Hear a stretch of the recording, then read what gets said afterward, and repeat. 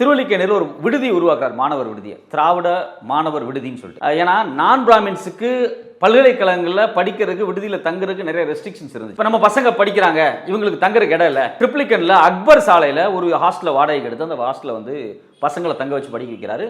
எந்த நான் பிராமினா இருந்தாலும் சரி, அவங்களுக்குள்ள வந்து சாதி பேதம் கிடையாது. எல்லா நான் பிராமின்ஸையும் ஒட்டுமொத்தமாக ஒரு விடுதியில் கொண்டு வந்து படிக்கிறதுக்கு காசு சாப்பாடெல்லாம் போட்டு என்கரேஜ் பண்றாரு.